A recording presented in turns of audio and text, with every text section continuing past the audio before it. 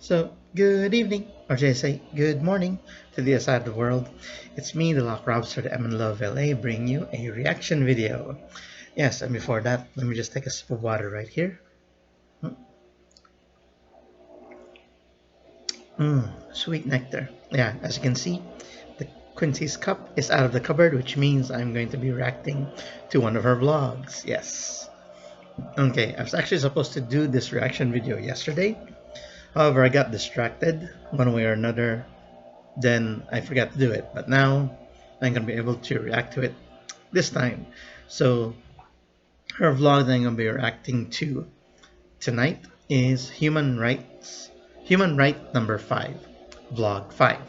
Okay, so if you've been following Quincy's YouTube channel, you know what I'm talking about regarding she's listing down the 30 human rights as dictated by the United Nations. I forgot the whole title, but Quincy will take care of that for me. Okay, so as usual, I'm going to use my phone to react to it that way. Okay, so ready or not, here we go, and ready for Quincy's hugot lines. Okay, here we go.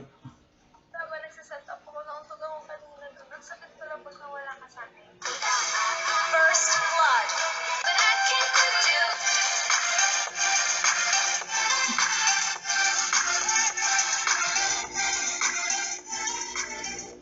Hi camera, welcome to my channel. I'm Quincy Santillian at tao lagi may pinagalaban. Yes, bago tayo magsimula, gusto ko sana munang bumati sa inyo ng Happy Months. Tayo, mga goals at Carol. Yeah, this was shot in September. And yes, dahil nga may mga taong magaling simula pero sa bandang huli biglang nawawala. Double kill! Hindi ko lang ang promotion sa harap. Ayan, may hugot na maaga. Click subscribe and turn on your post notification para lagi kayong updated sa mga vlogs ko. As with the man, advance kayo mag-isa tulad ko, you can always click like kahit hindi nyo pa napapanood ng video ito. So, hindi na bago yan kaya walang label, sweet na agad eh. Triple kill! And share mo rin ito sa mga friends mo, please lang kahit ano na lang i-share mo dahil pag foods, alam kong nahihirapan ka mag-share katulad niya, ayaw ko i-share. Maniac! Bago tayo magsimula, gusto ko munang i-appreciate natin ang aking hairstyle. Ito ang tinatawag ko bagong ligo hairstyle. Let's get down to business. There are 13 simplified versions in the United Nations celebrating decorations as human rights. Oh, dapat pag ikaw memorize mo na din. Ay, maganda din number 5, parang ako. No one has the right to hurt you or torture you. Walang sino man ang may karapatang saktan ka o pahilaman ka. Oh, crush, rinig mo yan? Narinig mo yan? Madalas pag sinabi natin saktan, ang unang pumapasok sa isipan ay ang physical hurt. Don't you know may iba pang aspects na covered ang right dito? Tulad na lamang ng pananakit mentally and emotionally. Crush, makinig ka ha? Makinig chance ko. This includes any inhuman treatment tulad ng psychological interrogations and degrading treatment. Psychological interrogations is often the way of questioning someone to forcibly make the victim answer questions and give certain information which usually leads to torture. Alam niyo yon, yung namimilit. Kaya crush, huwag ka na ulit magtatanong kung sino ang crush mo kasi paano naman kita masasagot? Hindi ka pa naman nagtitipid. Stop it! Bawal ka rin saktan in a way of degrading treatment. Degrading treatment is any treatment that is extremely humiliating and undignified. Anything na sobrang makakapagpahiya or makakapagwalang respeto sa pagkatao mo may be considered as degrading treatment. Time to take the note. Pag sinabi natin walang sino man ang may karapatang manakit sa'yo, kasama na doon ang sarili mo. Pag iyong hahayaan na pati sarili niya, sinasaktan niya na rin. Not just physically but also in other aspects like emotional. Since ito ang pinaka-common na minsan hindi nyo alam na yan para sa inyo. Kung alam mo masakit na, tama na. Kung alam nyo parang paulit-ulit na lang at hindi na nakakadulot ng mabuti sa emosyon nyo, matutong magising sa katotohanan at mag-improve. You deserve better. So much better na hindi mo kailangan masaktan. You may not be hurt physically but being hurt emotionally and psychologically and also serious. What? Di baliwala. May mga bagay na dapat seryosohin. Kaya crush, baka naman gusto mo mag-seryoso sa akin. White House. So ayun, ang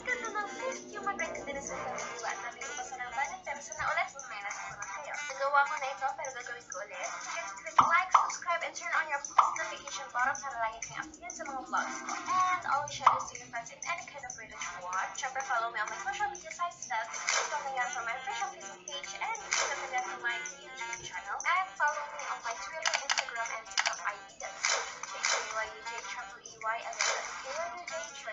At kung sa tingin ko may mga nakalimutan pa ako na dapat isabi sa human rights business natin, always comment below. Yes, I want to say thank you so much to my characters and royalties because we will reach our first milestone for that. Thank you so much, guys. Let's keep up the good work. I love you. Lagi tandaan, no one has the right to hurt you or to torture you. Eto, pinagalaban ko. Ikaw, anong pinagalaban mo?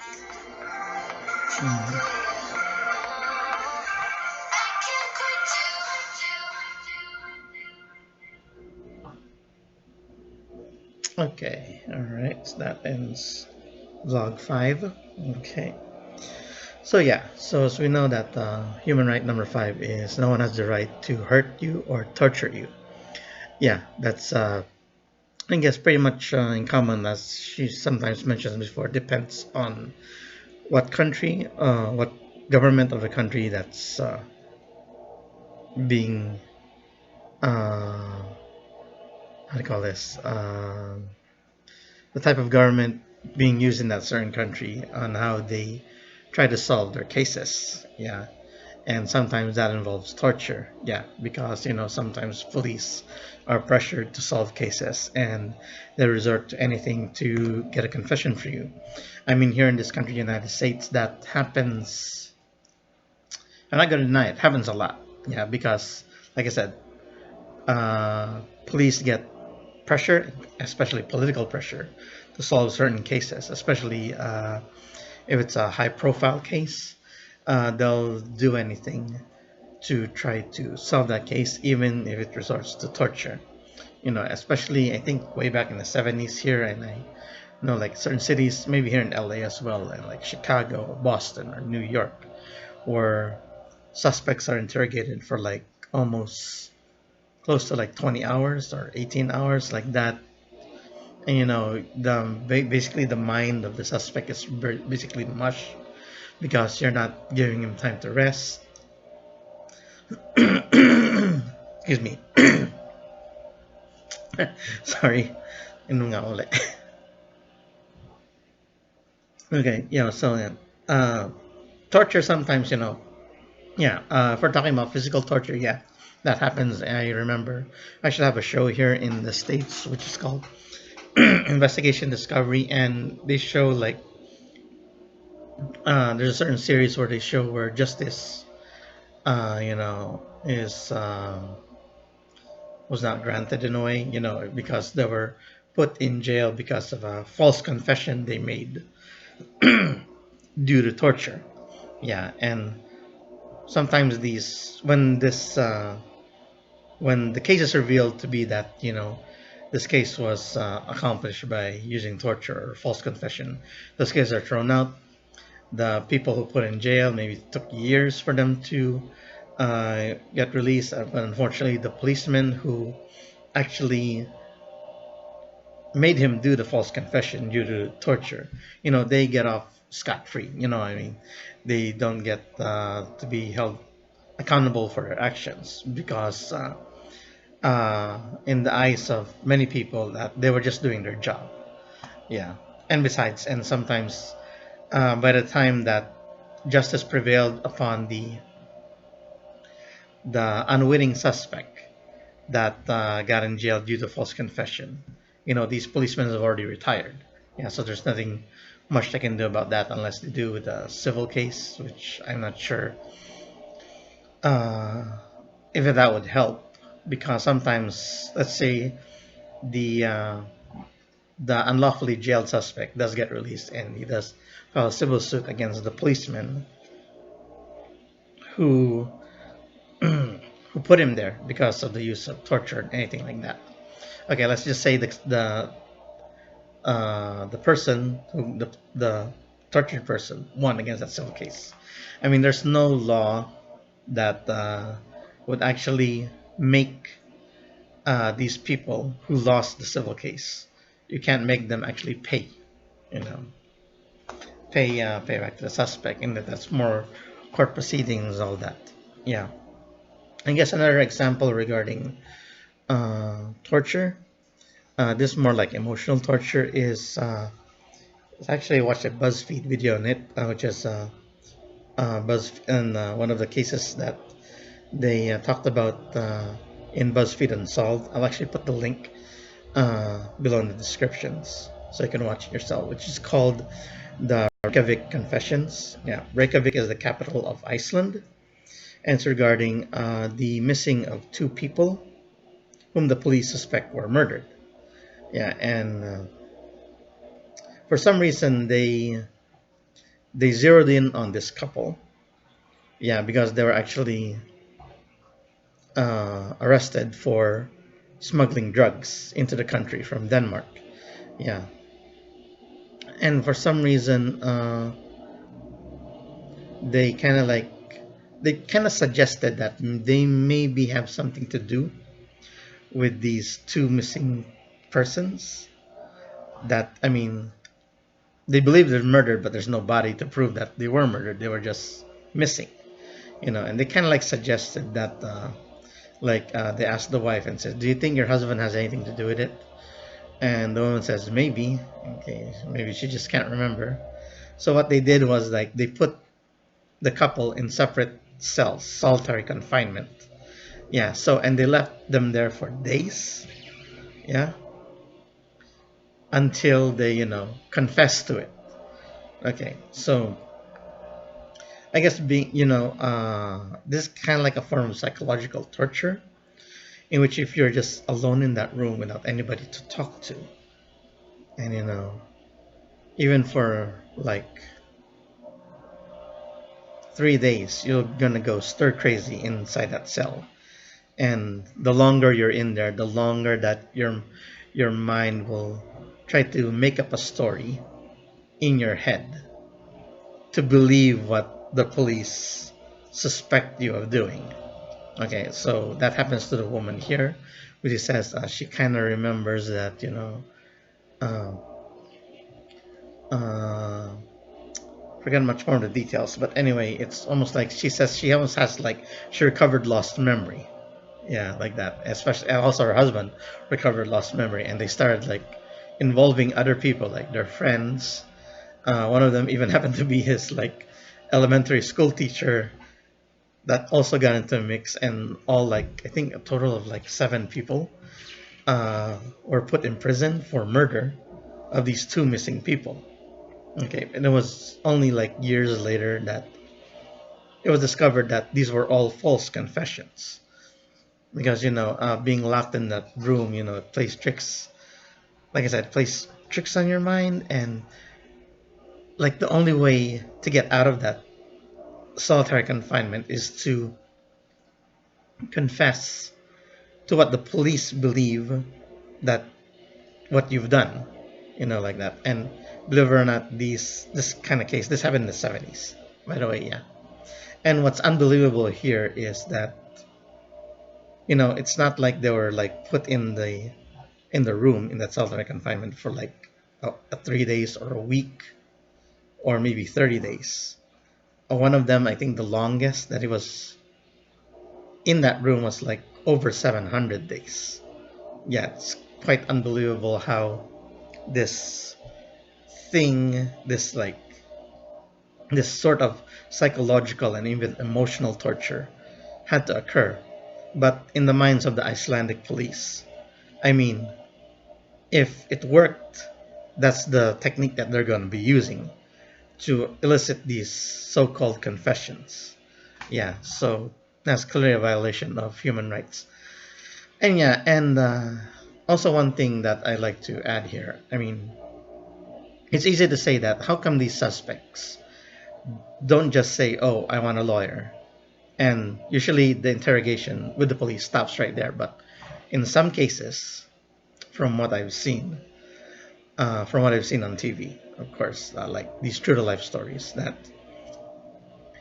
uh, the suspects, of course, innocent, they know they're innocent. So they believe that they don't need a lawyer to try to get out of this case because it has nothing to do with them. So they don't actually ask for a lawyer because they believe that they could get out of it because they had nothing to do with it.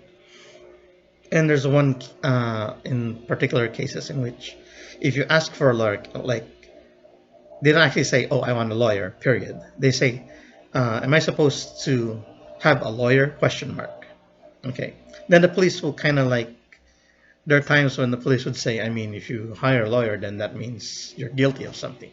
You have something to hide." So yeah. So of course the suspect's mind says, "Oh, if I do hire a lawyer, I'm not going to be able to get out of here. You know, you just have to say anything you want or give give police something that would at least alleviate you what they think that you've done." Okay, maybe get some other people involved or what you think and like and whatnot. Yeah, and I think I remember watching a case. I mean, they just keep like badgering this person into saying, "Oh, you killed her, you killed her." Okay, and I think it was even just a teenager, and the teenager just like cracked and said, "Okay, I did it. You happy? Okay, can I go home now?" Oh no, no, he doesn't go home because he just said that he did it. Then you go to jail. Okay, like that. And even some of these sometimes interrogations. I mean, even back then, you know, there weren't like videotape back then. Now it's videotaped. hmm So now we can see how interrogations are done. You know, police have to be worried on how they do these kind of techniques. I mean, you can't torture a suspect, even emotional torture, because now it's on video, and that's even depending on if the police or the district attorney um, releases the video. Okay, like that. Yeah, and that's why here in this country, there's what they call the Innocence Project, in which they actually look for cases, you know, like doubtful cases to see regarding evidence, to see if there's like if there's any inconsistencies with the evidence, inconsistencies with testimonies between people which are involved in the case, um, and how it was obtained, like that. And even back then, you know, usually now in today's world, especially DNA is very important.